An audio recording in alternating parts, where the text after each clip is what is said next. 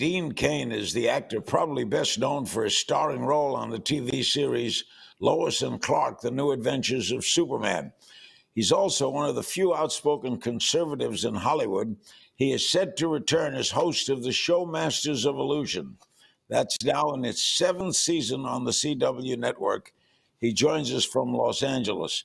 Why you, before we get to the Masters of Illusion, why do you think you're a lone voice in the world of politics in Southern California? Why is that? Well, I've never claimed to be a lone voice by any stretch of the imagination. It's just that it seems that the louder voices from Hollywood tend to be far to the left.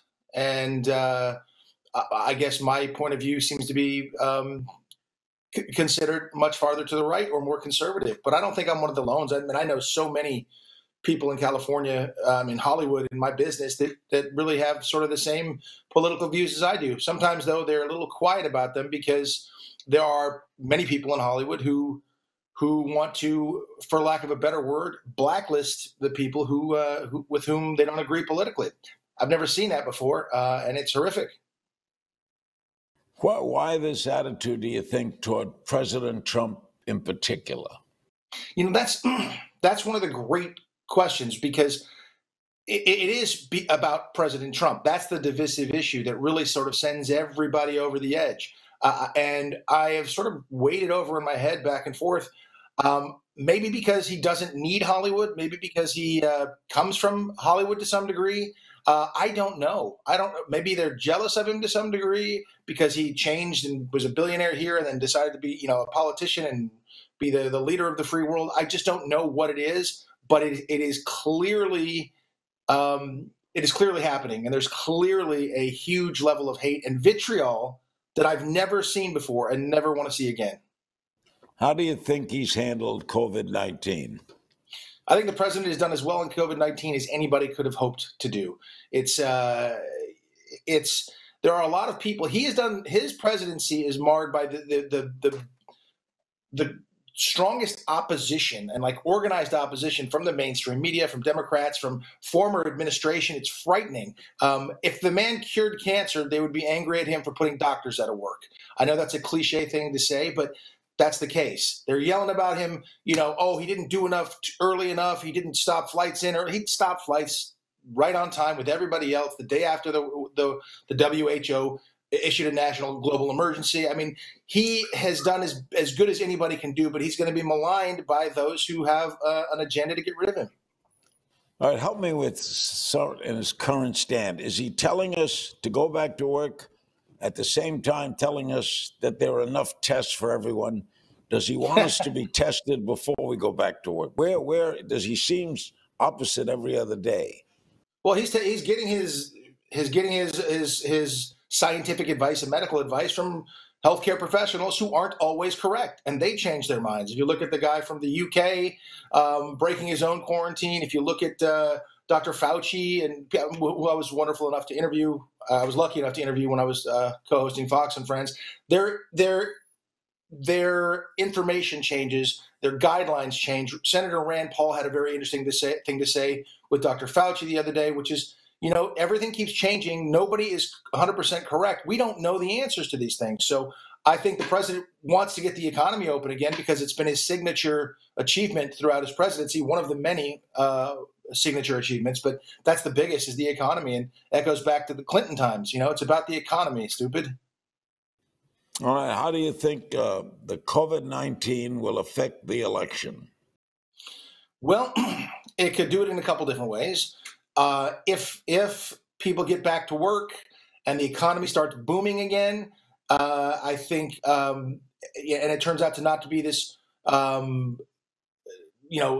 million people killed in the United States. If it turns out to be something much less than that, like it is now at 80,000, which is horrible, but if it turns out to be something much less and the economy gets back on track, I think President Trump will win in a landslide. When Hollywood starts up again, what is it going to look like? It'll never be the same, right?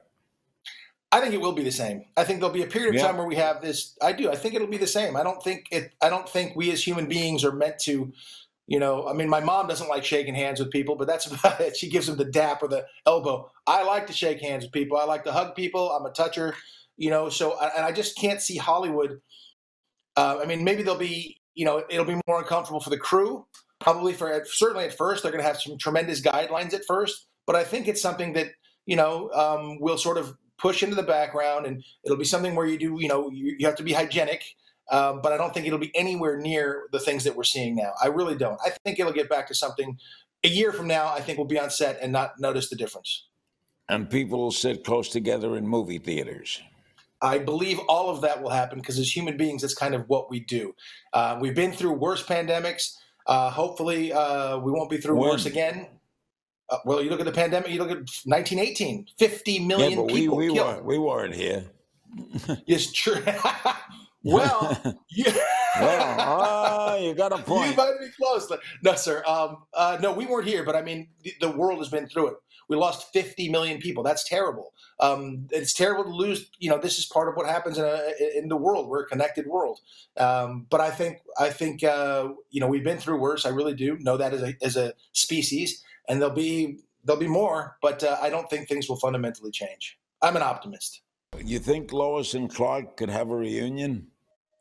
I would love to see Lois and Clark have a reunion because we ended the season without the series without really having an ending because we were supposed to come back for a fifth year, and so we ended in the weirdest cliffhanger because we weren't done. And then my co-star Terry Hatcher got pregnant and wasn't able to film because it was a difficult pregnancy. So we ended up stopping then, which was tough because I would have liked to see us have sort of a closing season and wrap things up a bit. But right now, I'd love to catch up with Lois and Clark. 26 years. I don't even know how many. A lot of years. Show. Almost 30 years. It was great fun. Yes, sir. Tell me about Masters of Illusion. You have magicians doing their magic in front of an audience. Tell me about it. Yeah, Masters of Illusion. So it's the 7th year of the show. I don't know a whole lot about magic, and I'm as enthralled and excited and in awe as anybody in our audience.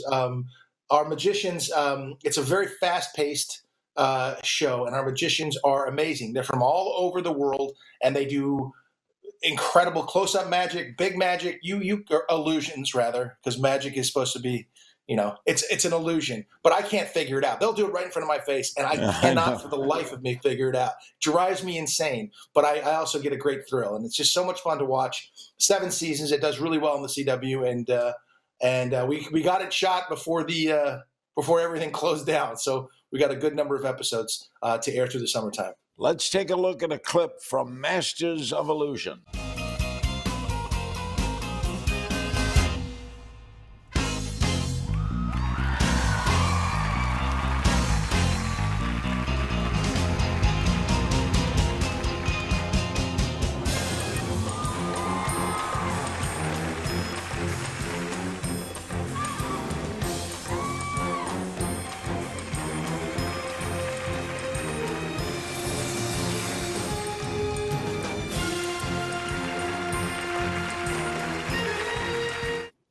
When you say the word magician, you think male. Are most of the magicians? Oh, yes. Yeah, most of the magicians male. Well, it used to be the case. Now we have magicians that you would never expect to be magicians, whether they're women or people of color or whatever.